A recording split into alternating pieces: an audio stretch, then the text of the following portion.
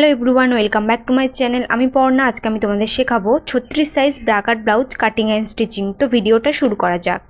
সবার প্রথমে মেজারমেন্টটা বুঝিয়ে দিচ্ছি, তোমরা দেখে নাও। সবার প্রথমে ঝুল নিতে হবে, ঝুল যা থাকবে +1 করে নিতে হবে। আমার আছে 15 ইঞ্চি, তার সাথে +1 করলে হয় 16 ইঞ্চি। এবার নেব পুট, পুট আছে 16 ইঞ্চি, 16কে 2 দিয়ে ভাগ করতে হবে, এটা কম্পালসারি।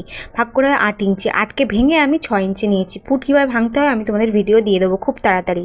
এরপরে আছে মোহরা, মোহরা আছে 17 ইঞ্চি, 17কে 2 দিয়ে ভাগ করলে হয় 8.5 ইঞ্চি। হাফ ইঞ্চি প্লাস করতে হবে সেলাইয়ের জন্য, তাহলে মোহরা আমার 9 ইঞ্চি হলো। এবার নিয়ে নেবো ছাতির মাপ, ছাতি আছে 36 ইঞ্চি, 36কে কম্পালসারি 4 দিয়ে ভাগ করতে হবে, 4 দিয়ে ভাগ করলে হয় 9 ইঞ্চি। এবার 9কে প্লাস করতে হবে 1.5 ইঞ্চি, কারণ পরবর্তীকালে লুজিংয়ের জন্য আমার 1.5 ইঞ্চি প্লাস অবশ্যই করতে হবে, তাহলে টোটাল হয়েছে 10.5 ইঞ্চি। এবার নিয়ে নেবো কোমরের মাপ, কোমর আছে 32 ইঞ্চি, 32কে কম্পালসারি 4 দিয়ে তো ভাগ করতেই হবে, করলে হয় 8 ইঞ্চি। 8কে 1.5 দিয়ে প্লাস করব, কারণ পরবর্তীকালে লুজিংয়ের জন্য করলে হয় 9.5 ইঞ্চি। কোমর আছে 9.5 ইঞ্চি টোটাল। এবার আছে ছাতির পয়েন্ট, ছাতির পয়েন্ট 10 ইঞ্চি আছে। এবার হাতার ঝুল নিয়ে নেবো, হাতার ঝুল 10.5 ইঞ্চি আছে, 1 ইঞ্চি প্লাস করলে 11.5 ইঞ্চি আছে।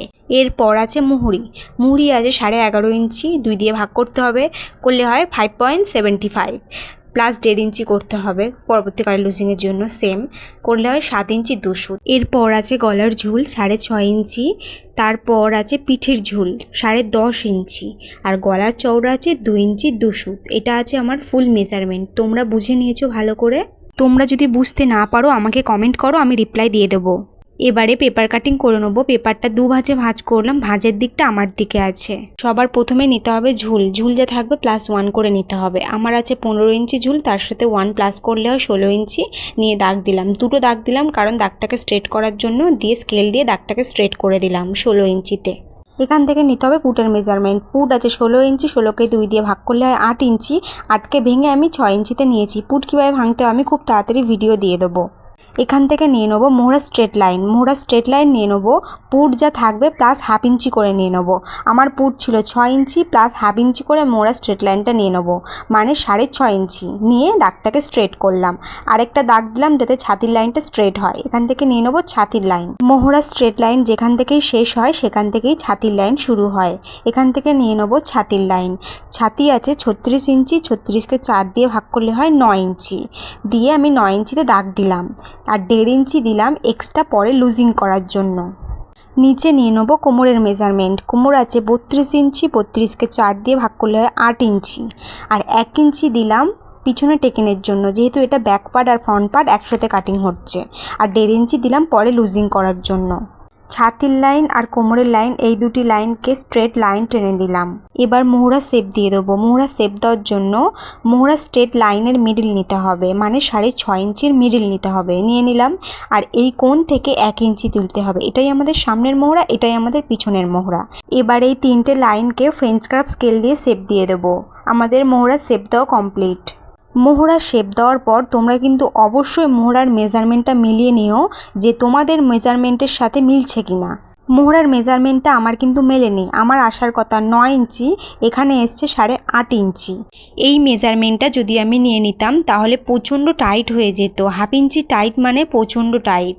আমার আসার কথা ছিল 9 ইঞ্চি, এখানে এসছে 8.5 ইঞ্চি। তোমাদের যদি এরকম মোহরা কম আসে তাহলে কিন্তু আবার প্রথম থেকে মোহরা শেপটা দিয়ে নিতে হবে। মোহরা স্ট্রেট লাইন থেকে কিন্তু আমি 1 ইঞ্চি লাভিয়েছি। তোমাদের মোহরা অনুযায়ী তোমরা 1 ইঞ্চি 0.75 হাফ ইঞ্চি লাভিয়ে নিতে পারো। আবার প্রথম থেকে মোহরা শেপ দিতে হবে। দেখো তোমরা ছাতির মাপটাও মেপে নিও, যে নিচে লাগানোর জন্য ছাতির মাপটা এদিক ওদিক হয়েছে কিনা, হলে তোমরা আবার ভালোভাবে শেপটা কিন্তু দিয়ে নিও।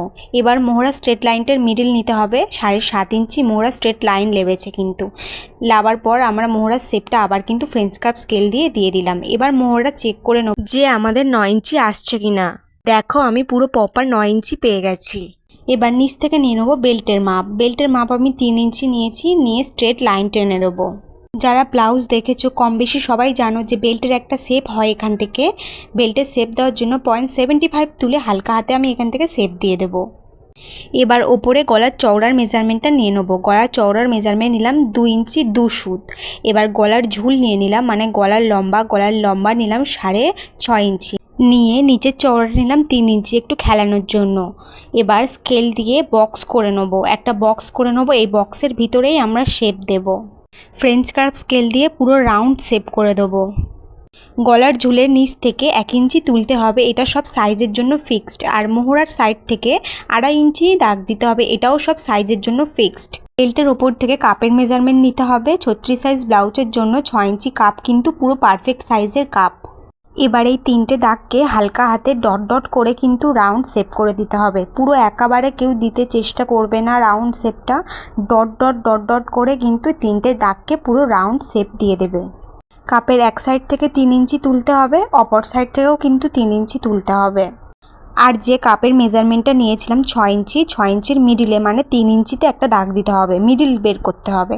আর মিডিলে 1/2 ইঞ্চি কমিয়ে, দুদিকে 3 ইঞ্চি নিয়েছিলাম, 1/2 ইঞ্চি কমিয়ে 2.5 ইঞ্চিতে দাগ দিতে হবে। আর এই যে 3টে দাগ আছে, 3টে দাগকে ডট ডট করে হালকা রাউন্ড শেপ দিয়ে দিতে হবে। হালকা হাতে শেপ দেবে, দেখবে খুব সুন্দর রাউন্ড শেপ হয়েছে। স্কেল দিয়ে শেপ কেউ দেবে না, তাহলে কোন একটা ভাব থেকে যায়। হালকা হাতে রাউন্ড শেপ করে দেবে। এবারে 2 সুত শোল্ডার ডাউন করতে হবে। শোল্ডারের দিকে খুব সুন্দর কিন্তু ফিনিশিং আসে।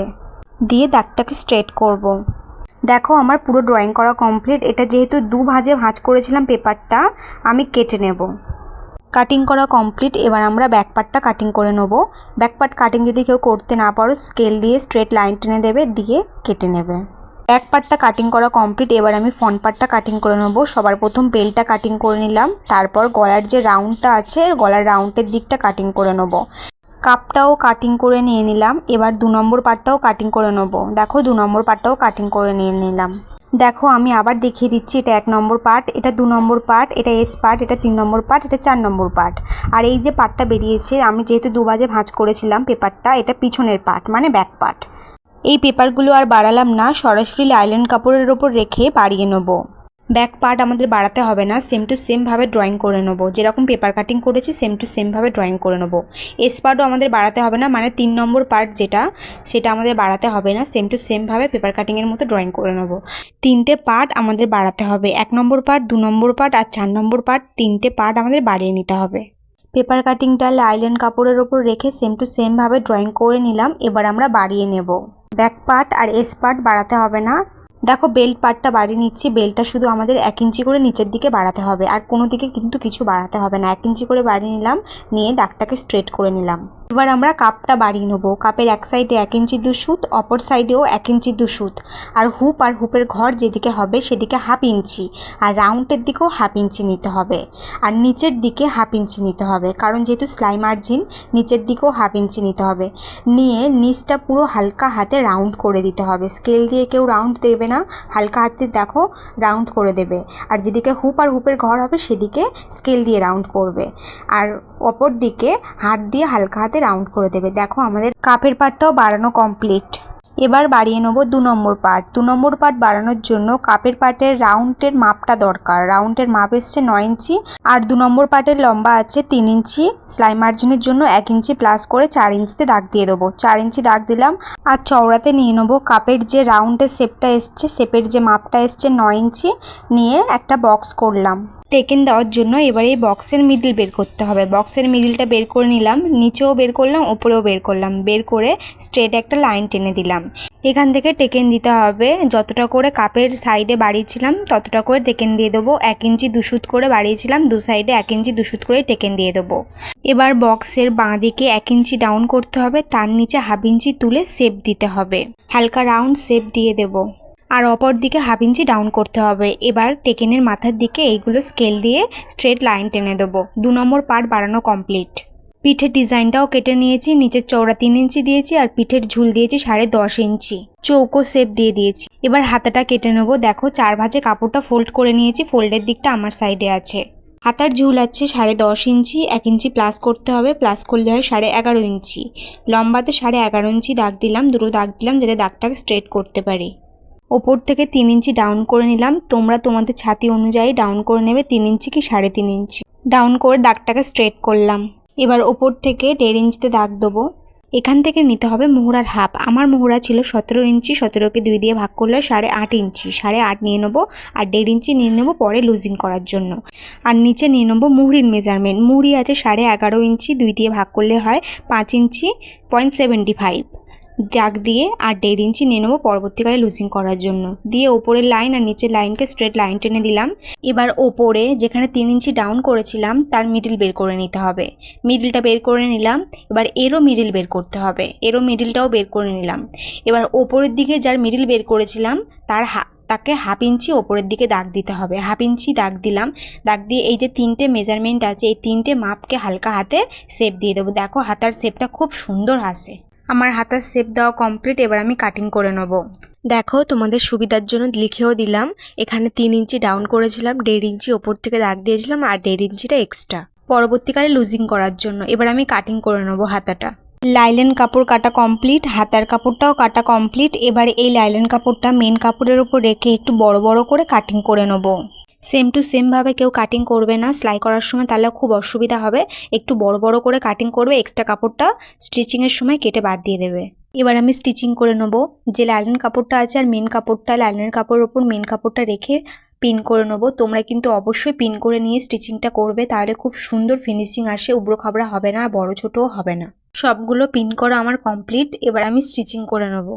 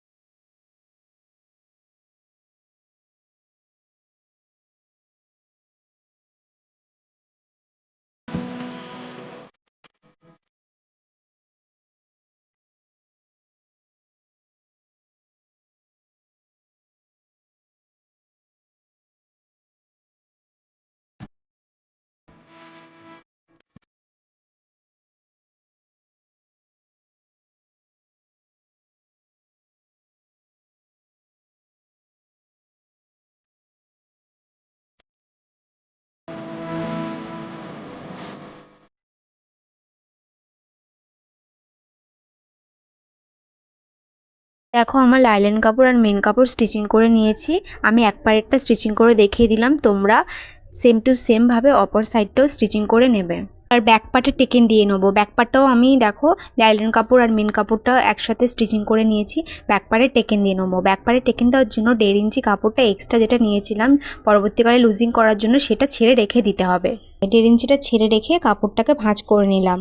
ভাঁজ করার পর দেখবে যেটা ভাঁজের সাইড, নখ দিয়ে চেপে দেবে, দেখবে এখানে একটা দাগ হয়ে যাবে, দাগের ওপরে টেকেনটা দিয়ে নেবে। দেখো একটা হালকা দাগ হয়ে আছে। টেকেনের লম্বা দিয়ে দিলাম 5.5 ইঞ্চি আর চওড়া দিয়ে দিলাম 1/2 ইঞ্চি। 1/2 ইঞ্চি করে 1 ইঞ্চি দিয়ে দিলাম, দিয়ে দাগটাকে মিলিয়ে দিলাম। একবারে টেকেন দিয়ে নিয়েছি, সেম টু সেম ভাবে অপর দিকেও টেকেনটা দিতে হবে। হালকা হাতে চাপ দেবে, দেখবে ছাপটা উঠে গেছে। এবার ফ্রন্ট পার্টের কাপটা স্টিচিং করে নেব। সবার প্রথম টেকেনটা দিয়ে নিতে হবে 2 নম্বর পার্টে। টেকেন দেওয়ার জন্য 1 ইঞ্চি 2 সুত করে যে টেকেনটা দিয়েছিলাম সেই টেকেনটা এখানে দিয়ে দেবো। 1 ইঞ্চি 2 সুত দিয়ে ওপরে দাগ দিয়ে দেবো। এটাই স্টিচিং করে নেব। দেখো সব সময় স্টিচিং করার সময় ডবল স্টিচিং কিন্তু করে নেবে। আমার স্টিচিং করা কমপ্লিট। হালকা নখ দিয়ে চেপে দেবে। এবার যে কাপের পাটটা আছে কাপের পাটের সাথে 2 নম্বর পাটটা স্টিচিং করে নেব। 1/2 ইঞ্চি মার্জিন রেখে স্টিচিংটা করে নিতে হবে। যেহেতু কাপের পাটটা সেলাই মার্জিনের জন্য 1/2 ইঞ্চি বাড়িয়েছিলাম, 1/2 ইঞ্চি করে পুরো রাউন্ডে সেলাই করে নিতে হবে। আর প্রত্যেকটা সেলাইয়ে ডবল সেলাই কিন্তু দিতে হবে, এটা মাস্ট। কাপের পাটটা স্টিচিং করা কমপ্লিট। দেখো কত সুন্দর কাপটা ফোলা হয়েছে, কোনোদিনই চ্যাপটা হবে না। এবার এস পার্টটা জয়েন করে নেবো। সবসময় এস পার্ট নিচের দিক থেকে জয়েন করে ওপরের দিকে আসতে হয়। দেখো আমার এস পার্টটা জয়েন্ট করা কমপ্লিট। এবার বেল্টটা জয়েন্ট করে নেবো। বেল্ট পার্টটা কাটিং করার সময় 1/2 ইঞ্চি মার্জিন নিয়েছিলাম, সেলাই মার্জিন, তো 1/2 ইঞ্চি করে স্টিচিং করে নেবো। স্টিচিং করার সময় দেখবে যে কাপটা করেছিলাম, কাপের জন্য টেকেনটা দিয়েছিলাম, সেই টেকেনটা মুড়িয়ে সামনের দিকে দিতে হবে। দেখো আমার স্টিচিং করা কমপ্লিট। আমি একবারে স্টিচিং দেখিয়ে দিলাম, তোমরা সেম টু সেম ভাবে অপর সাইডে স্টিচিং করে নেবে। এবার ব্যাক পার্টের টেকেনটা সেলাই করে নেবো। দেখো সেলাই করার সময় তোমরা মাথায় রাখবে মাঝখান থেকে একটা সেলাই দিয়ে দেবে, তাহলে টেকেনে সেলাই দিতে খুব সুবিধা হয়। দেখো ব্যাক পার্টের টেকেন দেওয়া কমপ্লিট। এবার হাতাটাও স্টিচিং করে নেবো। তোমরা এই নিয়মে সেম টু সেম ভাবে স্টিচিংটা করে নেবে।